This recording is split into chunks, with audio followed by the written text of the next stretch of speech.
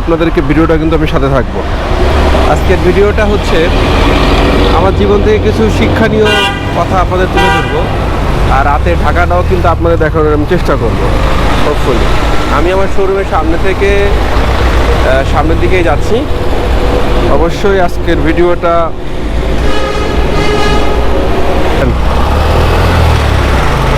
আমি আমার আল্লাহ রাসূল বাবার গুজুর সবাইকে শ্রদ্ধা বেশন করে রাতের রাইডিং, আসলে সবসময়ের জন্য ছোট বাইক নিয়ে রাইড করি ঢাকাতে। একটা কারণে বারবার বলেছি, চিপা চাপা ইউজ করার জন্য ঢাকাতে সিটি রাইডের জন্য একটি ছোটোখাটো বাইক কিন্তু সবচেয়ে গুরুত্বপূর্ণ ভূমিকা পালন করে। আজকের ভিডিওটা এতটাই বলবো, রাতের বেলায় মালিবাগে আগেবারে বলেছি টিএ টাওয়ার তৈরি হচ্ছে, বাংলাদেশের সবচেয়ে বড় টাওয়ার। আর এখন আমি আছি রামপুরা যে রোডটাতে, আর আমরা হাতিঝিল হয়েই আজকে মুভ করব। রাতের হাতিঝিলটা কিন্তু আপনাদের কিন্তু দেখিয়ে দিব। হোপফুলি কিন্তু যারা দেশের বাইরে থাকেন, ঢাকা কেমন, কোন রোড কেমন, সেই জিনিসটাও কিন্তু আমার কাছ থেকে পেয়ে যাবেন। এতটুকু কিন্তু আমি আপনাদেরকে এনশিওর করতে পারি। হোপফুলি যারা আছেন আমার সাথে সবাইকে অনেক অনেক ভালোবাসা থাকলো। 650 টাকা কেজি দরে কিন্তু গরুর মাংস সেল হয়েছিল সেই জায়গাটা এটা। এখানেও কিন্তু দুঃখের বিষয় যা আমি দেখে গেছি, কখনো ভিডিও করিনি, আজকে করলাম। বন্ধুরা, একটা কথা আপনাদেরকে শেয়ার করতে চাই, সেটা হচ্ছে বিজনেসের করতে গেলে যারা বিজনেস করতেছেন দেশের বাইরে আছেন, আমি জানি না তারা কত প্রবলেমে পড়েছেন, কখনো প্রবলেমে পড়েননি, কিন্তু একটা জিনিস এক্সপিরিয়েন্স শেয়ার করতে চাই। ব্যবসা এমন একটা জিনিস, যে ব্যক্তি ব্যবসা করে, যেমন আপনাকে একটা কথা বলি, আমি এই যে হৃদয় মোটরস ব্যবসা করি বা আরও অনেক শোরুম নিয়ে ব্যবসা করি, প্রতিনিয়ত কিন্তু অনেক কষ্ট করি, আমি প্রতিদিন অনেক কষ্ট করি। আসলে আমার এই সংগ্রামটা হচ্ছে শুধুমাত্র আমার জন্য না, আমার সাথে অসংখ্য মানুষের রিজিক জড়ায় আছে। আসলে আল্লাহ পাক প্রত্যেকটা মানুষের রিজিক দাতা, এবং সেই রিজিকটা বিভিন্ন মাধ্যমে তার বান্দাদের দেয় আল্লাহ। এই কারণেই যারা ব্যবসা করে, প্রতিটা প্রতিষ্ঠানের যারা মালিক, তারাই শুধুমাত্র বুঝবেন। যেমন আমি আজকে সারা দিন পার হয়েছি শনিবার, আগামীকালকে রবিবার রোজা রাখবো। আর আল্লাহর রহমতে প্রতি সপ্তাহে 2 দিন আমি এমনি রোজা রাখি আল্লাহর নামে, রবি আর বৃহস্পতিবার। এবং আল্লাহ যতদিন আমাকে বাঁচায় রাখবে আমি ততদিনই এটা রাখার চেষ্টাও করব। আর সেক্ষেত্রে একটা কথা বলি, সারাদিন আজকে আমি খাইতে পারিনি, মানে খাওয়ার সময়টুকু পাইনি। যেখানে গেছি সেখানে অনেক কাজ আমাকে করতে হয়েছে, এই কারণেই আমি কিন্তু খাইতে পারিনি। তো এতটুকু আপনাদেরকে আমি এনশিওর করতে পারবো যে প্রতিদিন একটা ছেলের বা আমি কয় টাকাই বা খাই বা আমি পোশাক আশাক করি, আমি কোনো সিগারেট বা আমার কোনো নেশা জাতীয় কোনো কিছুই আমি কখনো খাই না, আর আমি এটা পছন্দ করি না। আমার কোনো বাজে স্বভাব নেই, আমার একটাই স্বভাব, ব্লগ ভিডিও করার জন্য মাঝে মাঝে আমি কিছু টি শার্ট কিনি বা শার্ট প্যান্ট কিনি, এছাড়া আমার কোনো খরচ নেই। আর খাওয়া দাওয়ার দিক থেকে হোটেলে বসলে সবজি, ডাল, ভর্তা, ভাজি, ডিম, এইগুলোই আমি খাই মূলত। এর থেকে বেশি কিছু কিন্তু আমার খাওয়া হয় না। হ্যাঁ, এই কারণে প্রতিদিন 500 টাকাও আমার খরচ হয় না, কিন্তু প্রতিদিন 50,000 টাকার মতো ড্রাইভার মাথার পরে লোড নিয়েই চলাফেরা করি। আসলে সবার ভালো দেখলেই আমার অনেক ভালো লাগে। আসলে সবার ভালো দেখলেই নিজের কষ্টটা তখন আর কষ্ট মনে হয় না, যাক সবাই তো ভালো আছে। মানে প্রতিদিন এমন একটা অভ্যাস হয় যে নিজেকে বিলিয়ে দেওয়ার মতো, মাকড়সার মতো। সবাই যখন শুনি সবার ভালো আছে, সবার দুঃখগুলো কিন্তু নিজের মধ্যে অ্যাবজর্ব করি, কিন্তু আমার দুঃখ শোনার মতো কিন্তু কোনো মানুষ কিন্তু নাই। হ্যাঁ, এই কারণে অনেক সময় নিজের দুঃখ কখনো কাউকে বোঝানো যায় না, কারণ আমি একজন ব্যবসায়ী। সফলতার ভাগই সবাই নেবে, কিন্তু ব্যর্থতার ভাগে কেউ নেবে না। মানে এতটুকু আপনারা কিন্তু এনশিওর করতে পারবো যে কেউ নিবে না। আমি একটু হাতিঝিল যাব, সামনে কিন্তু চেকপোস্ট, আর্মিরা চেক করতেছে। আমি একটু হাতিঝিল হয়ে যাবো বলে আমি ওদিকটা আর গেলাম না। তা আগে বলেছি আপনাদেরকে যে রাতের হাতিঝিলটা আপনাদেরকে আমি দেখাবো।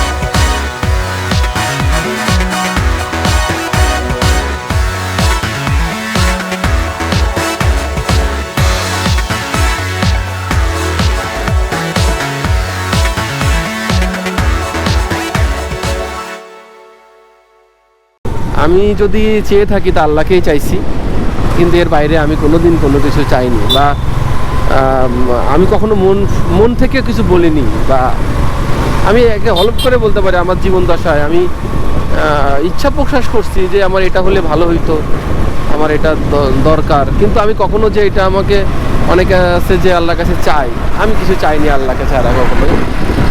তা এই কথাটাই যেন শেষ পর্যন্ত থাকে, আল্লাহ কোনোভাবেই যেন আল্লাহর কাছে কিছু না চাওয়ায় আমার জন্য। হ্যাঁ, একটা কথা বলতে পারি, আমি আমার জন্য চাইনি, কিন্তু আমি অন্যের জন্য চাইছি আল্লাহর কাছে, অন্যদের জন্য চাইছি আল্লাহর কাছে, কিন্তু আমি নিজের জন্য কখনো কোনো কিছু চাইনি।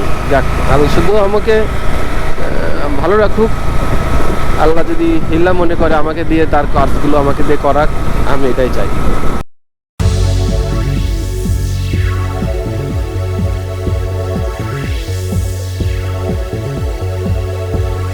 এটাকে এভাবে বলি যে আমি একদিন মারা যাব, আমি আল্লাহর কাছে চলে যাব।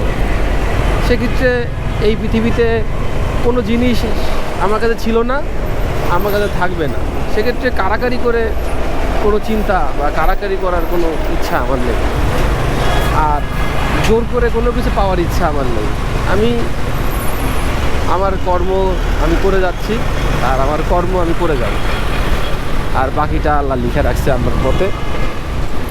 আর এতটুকুই বলবো যে নিজের জীবন নিয়ে ভাবি না।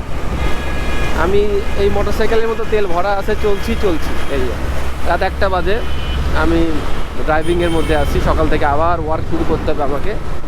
রাত 1টা বাজে, আমাকে একটু ফ্যাক্টরিতে যেতে হচ্ছে, কারণ ফ্যাক্টরিটা অনেক দূর আছে, আমাকে ফ্যাক্টরির কাজগুলো রাতে শেষ করতে হয়। যাক, সব কিছু মিলে এতটুকু বলবো, আমার অফিস থেকে ফ্যাক্টরি প্রায় 10 কিলোমিটার। সকালবেলা যেতে পারবো না, এই জন্য এখন যাচ্ছি। তা মোটরসাইকেল আমি আগে চালাতাম অনেক, পরে ভয় পেতাম চালাতে, কিন্তু এখন অভ্যাস হয়ে গেছে। আসলে সবসময়ের জন্য এভাবে চালাই। তা বন্ধুরা, যেটা বলতেছিলাম সেটা হচ্ছে, মানে একজন ব্যবসায়ী কখনো ধৈর্য হারা হলে চলবে না। যদি কোনো ব্যবসা করতে চান, বিপদে পড়ে যান, মনে রাখবেন প্রত্যেকটা বিপদ, প্রত্যেকটা খারাপ সময় হচ্ছে সারভাইভ করতে পারলে পরবর্তী সময়গুলো আপনার জন্য অনেক কঠিন হয়ে যাবে। ধৈর্য হারা হবেন না। আমি আমার ব্যবসার জীবনে অনেক প্রতিবন্ধকতার শিকার হয়েছি, এবং যাদের সাথে ব্যবসা করেছি তারা আমাকে সহযোগিতা করেনি, বিপদের সময় সহযোগিতা করেনি। যদি কিছু টাকা পায় কোনো প্রতিষ্ঠান, কোনো পার্টি, তারা সেটা নেওয়ার জন্য চেষ্টা করেছে, আমাকে মেরে হলেও নেওয়ার চেষ্টা করেছে। কিন্তু আমি এতটুকু বলবো যে ব্যবসার ধর্ম কিন্তু তার পার্টিকে বাঁচায় রাখা, কিন্তু এরকম পার্টি পাওয়া খুব খারাপ, মানে ভাগ্যের ব্যাপার।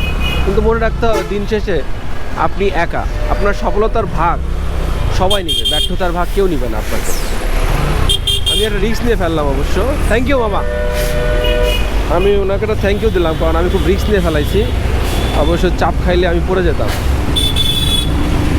তা সেক্ষেত্রে বন্ধুরা, আপনারা প্রতিটা ক্ষেত্রে, আপনারা যারা ব্যবসা করেন বা ব্যবসা করবেন, মানে সবসময় যে সুখে আছেন, যে ভালো আছেন, সবসময় সে ভাববেন এই বুঝি আমার খারাপ সময় আসতেছে, এই বুঝি আমার দুঃখ সময় আসতেছে। আর যদি কোনো ব্যক্তি খারাপ অবস্থায় থাকেন, অসুস্থ থাকেন, সবসময় চিন্তা করবেন এই বুঝি আমার সুস্থতা আসতেছে সামনে, এই বুঝি আমার ভালো সময় আসতেছে।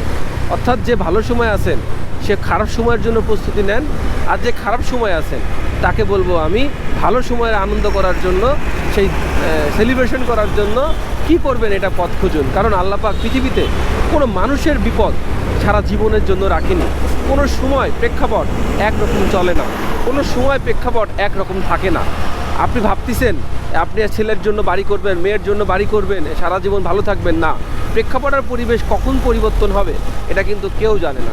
আল্লাহ পাক প্রতিটা মুহূর্তে, প্রতিটা সময় কিন্তু সব কিছু চেঞ্জ করে রাখছে, প্রতিটা ভ্যারিয়েশন করে রাখছে। তা সেক্ষেত্রে আপনার আমার পরিকল্পনার কিচ্ছু হবে না। হ্যাঁ, অবশ্যই আপনার আমি অনুমান করতে পারি, আন্দাজ করতে পারি, ভাবতে পারি। হ্যাঁ, কেউ যদি আপনাকে বলে যে আপনি তাকে ছেড়ে দাও, সে ভালো থাকবে, অবশ্যই তাকে ছেড়ে দেওয়া উচিত। কারণ মানে আপনি যদি তাকে ভালোবাসেন, তাহলে সে যদি ছেড়ে দিলেই ভালো থাকে, তাহলে অবশ্যই সে ভালো থাক। আমি তো তার ভালোই চাইছি, তার তো আমি খারাপ চাইনি। যদি আমি কাছের থেকে যদি তাকে খারাপ রাখতে চাই, জোর করে আটকে রাখতে চাই, তাহলে তার কাছ থেকে সেই ভালোবাসাটা, সেই প্রকৃত সুখ আর ভালোবাসাটা আমি কখনোই পাবো না। আর সেক্ষেত্রে ভালোবাসার মানুষকে ছেড়ে দিয়ে ভালোবাসাটাই আমার কাছে মনে হয় ভালো। তা সেক্ষেত্রে বন্ধুরা, আমি আপনাদের এতটুকু বলবো, ধৈর্য হারা হবেন না। আর আমি নিজেও ধৈর্য হারা হই না, আমার বন্ধু আমি নিজেই, আমার বন্ধু আমার আল্লাহ। যদি কোনো প্রবলেম প্রতিবন্ধকতা থাকে, নিজের সাথেই কথা বলি, নিজেই সবচেয়ে ভালো সাজেশন দিতে পারে। আর আপনাকে একটা কথা বলবো, যদি কোনো খারাপ সময় থাকে, ওই খারাপ সময় কোনো কাউকে আপনার খারাপ করার কথা চিন্তা করেন না।